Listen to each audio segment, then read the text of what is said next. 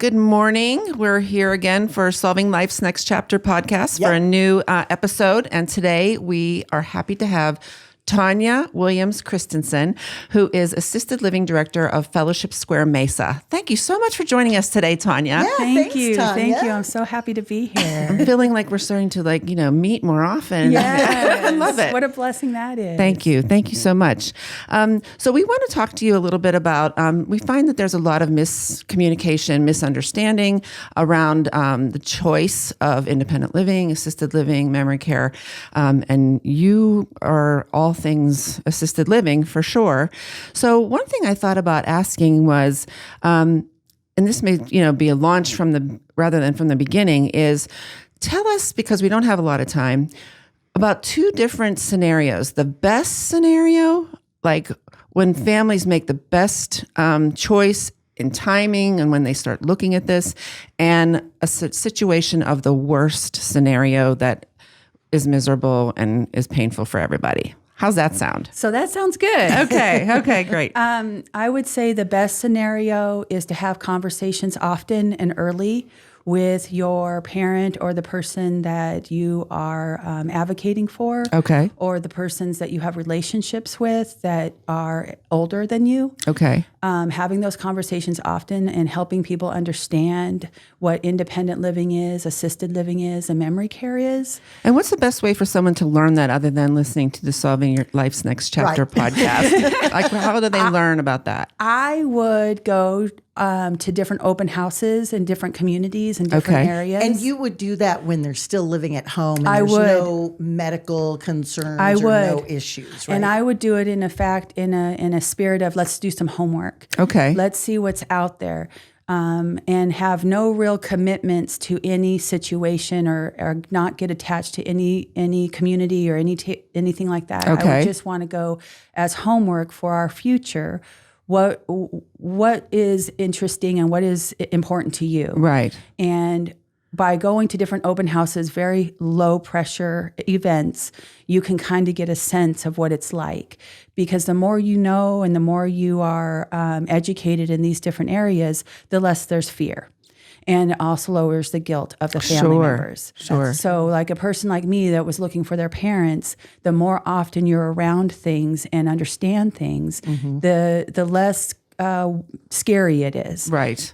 These type of conversations, like they are with building trusts and getting your funeral arrangements together, all of these things are uncomfortable, but inevitable. Every one of us will pass away. Right. Every one of us will need support at some point. Right. And just like when we were mothers of our children and we supported and cared for them, we will have to do the same for the people in our lives that we care about. And that's a real reality, right? It's there. a real reality. Yes. And just like we cared for our children, there's nothing wrong with having conversations to care for our parents. Sure. And having those conversations of, hey, we're in our 70s. Let's start talking about different options. Doesn't mean you're making a decision right now. Right. It's just opening up the conversation so that when you go to multiple communities, because there's not one community for every single person. Right. Every community runs differently, different personalities, different attractions, different things. Right. But there is a community for every single person because we are so blessed in Arizona to have multiple All different opportunities. kinds too, right? We have many. And Yes. ones are being built every day. Yes. Every day. And it's very important to know your choices because we're Americans. Right. So it's important to know our choices. We like choices, We right? love choices.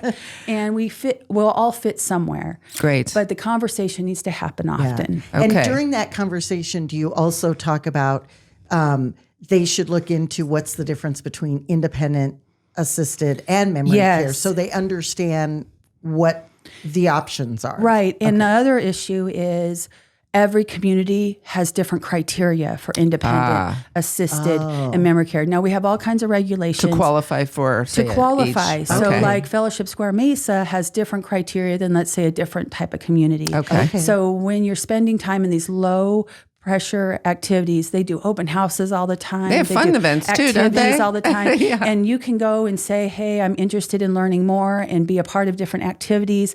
Communities are always open to communicating and educating prospects out there. Great. So now I will say that there's certain communities that may have stronger type sales and marketing type of thing. A little bit heavier. And so that might be scary, but you can be very open and honest saying, we're just in the homework phases. Sure. This might be 10 years away. This might be 5 years away. This is not something we're doing right now. Right. We just want to get to know you. Gotcha. So you say that up front and help them understand where you're coming from. Right. Perfect. But the best way to do it is to be proactive and anticipate the needs of the people you love. Okay, so that's the best scenario. Yes. Okay, now we've all been introduced to the worst scenarios that are painful, but I think it's important for folks to know. So maybe that fear of the pain will make them move and stop procrastinating. Right. So the worst scenario is when you're in a hospital or you're in some type of critical crisis where, let's say, a person is like, I'm not moving, but they're not taking their medications, they're not showering, they're not socializing, they're not doing those key things that are very, very important for our health. How about a stroke or something like that? Strokes. A lot of times people hide different things like different dementias. Sometimes people don't want to really keep up with their doctor visits and they could be having some type of critical illness. Strokes are a big one. Falls. Congestive heart failure. Yeah, you can maybe fall and break a hip or something. Okay. Those types of things are crisis. What about isolation? Isolation is by far the worst health hazard we have in America. It's actually WHO, the World Health Organization says it is a pandemic. Yesterday I heard that. I heard it. I don't remember which organization was saying it. It wasn't World Health Organization, but I know about them. That it's a global epidemic. Pandemic. And that it's expected to worsen and that it's terrifying. Well, the reason I ask is I'm selling a home for a gentleman who the family has noticed he's isolated himself, and there is some kind of cognitive dementia there as well. And that's why I was wondering if that was one of the signs you look for. It's the number one worst. Okay. And I will also tell you that some people may not have a diagnosis of dementia, but isolation can show side effects of dementia symptoms. And so it's a very, very serious issue. Okay. And so when we're isolating or we're starting to fall, or we're seeing that the medications aren't being used the right way or pills are on the floor, different situations like that, those are red flags. You're already too late. And the decision has to be made in the midst of that kind of And when you're pace. already heartbroken and you're already like your crisis is in your face and there's nothing you can do, you have to face it. That's a very stressful time, especially for people now that are taking care of, young adults. Yes, sandwich generation. Grandchildren, and now they're taking care of their parents and they have to stop everything to make sure that parent or that grandparent is safe. Yes. And I might get a call from someone from the hospital saying, I need to move today. Well, in assisted living, there's a lot of rules and regs, lots of paperwork, lots of doctors have to fill stuff out. You can't move in like you do a hotel. And it typically takes time because their zone of rules and regs for assisted living are very, very strict. And the good communities, the strong, responsible communities do things by the book. Great. Right. Communities that break rules or bend rules aren't as safe.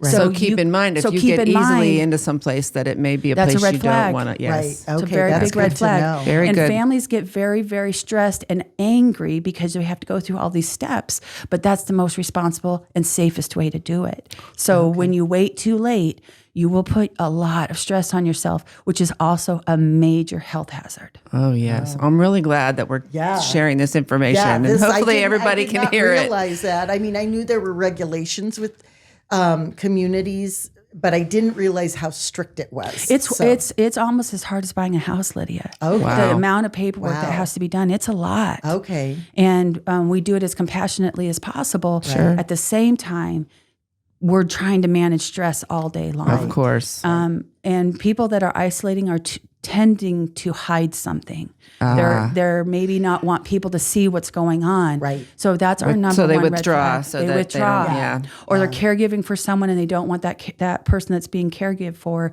dignity reduced. Sure.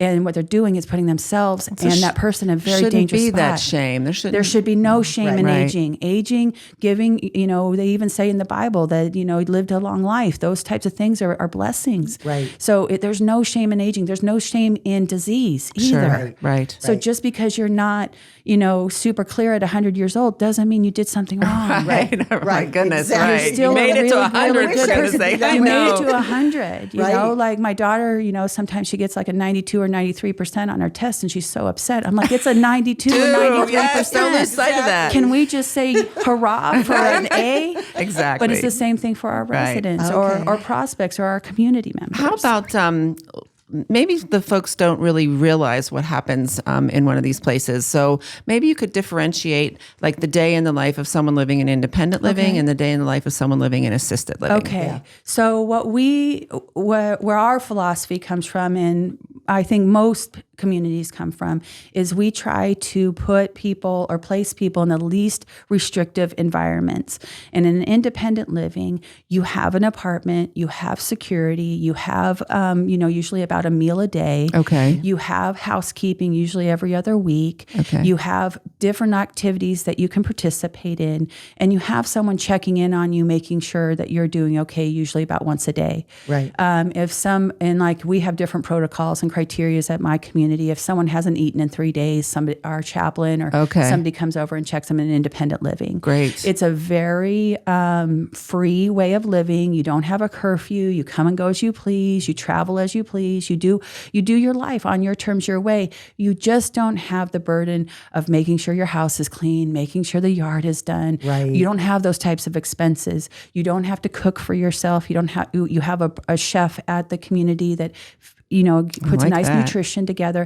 I have been in this industry so long. I think it'd be great for like young moms and young families to have someone to watch the babies at night and go to the restaurant to eat and just be able to have a relationship with your family member. Yeah. Sure. But that's how independent is set up. So you have relationships with your families, but you don't have your families taking care of every single aspect And of if your someone life. is more happy by themselves, then they are free to stay in their room or just live their lives that way. And if they don't want to engage as much as other people, they can. Absolutely. We believe at Fellowship Square Mesa that you live on your terms, your way, and we just support you through that. Great. But we do truly believe in socialization. But if you're a person that likes to be introverted and wants to do maybe one activity a month, then that's okay. That's fine.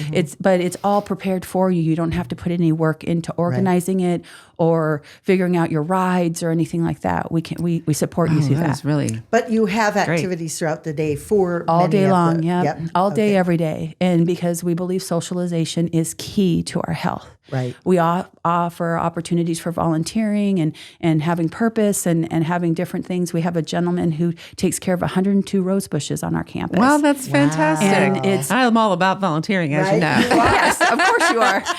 And we're going to talk to one of our volunteers very soon. And then I would say daily living and assisted living is a little bit more supportive. Okay.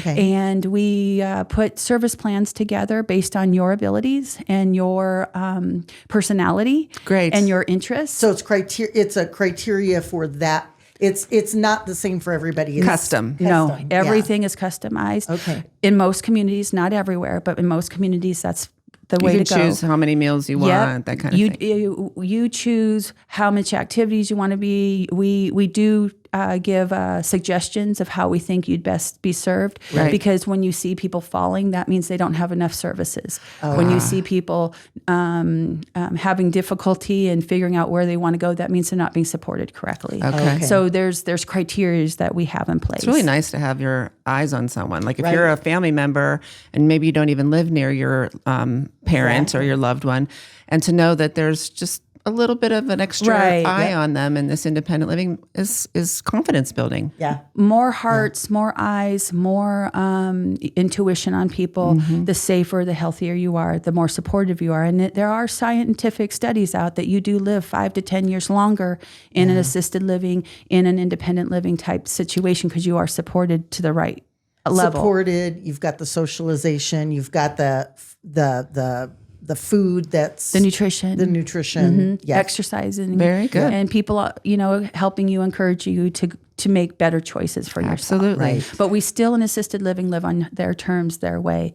And we do the same thing in memory care. Okay. It's just you're directed step by step by step in memory care. Gotcha. And if someone is in assisted living, is there interfacing with the family members too? Or is that mostly done just with the person who's living in assisted living? In assisted living, there's family support, resident support, staff support. Got it. So there's lots of support systems in place, but families, I spend just as much time supporting families as I do residents in assisted living. Sometimes families have an idea of something with their person, and then sometimes the staff, I'm sure, has something that they know about the person that the family doesn't. So that interface, I think, would be It's super important. And the other thing is, like when you send your child off to college, there's things that you want that child to do that they may not be doing. Right. Well, I get the same thing from kids with their parent. I want my parent at craft class. Right. Well, the parent doesn't want to be at craft class. So there's counseling, and we do what the resident wants on their terms, their way. And we will encourage them to do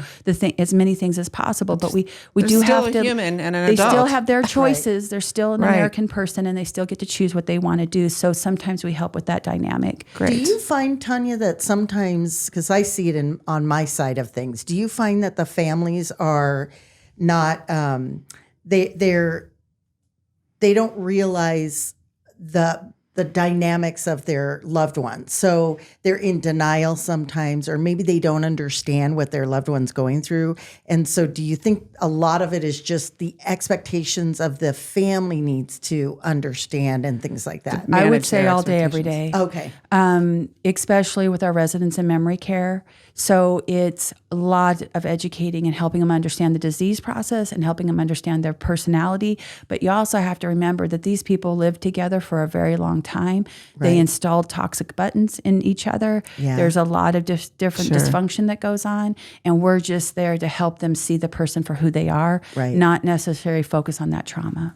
Right. Well, it's a really good picture of what you do, and also a good picture of just independent living and assisted living. So thank you, Tawnya. Yes. Thank you. We really And appreciate it so much. People just need to not be afraid of it. They because so many people have an idea in Just their like mind. anything, it's education. It's education. Just spend time. Go to different communities. When they send you an invite, doesn't mean you're signing up for anything. It's just get to know them and see what it's like. Right. So if somebody's looking and listening to our podcast and wants to begin this journey of investigating these properties for someday in their life, whether they're the child of someone or they're the person themselves, they can look you up. Absolutely. Tawnya Williams-Christensen as the Assisted Living Director of Fellowship Square Mesa, and should be glad to help navigate or at least direct you. Absolutely. 100%. Wonderful. Well, thank you for joining us today, Thank Tawnya. you. We really Thank you appreciate so it. much. Great to see you. Great.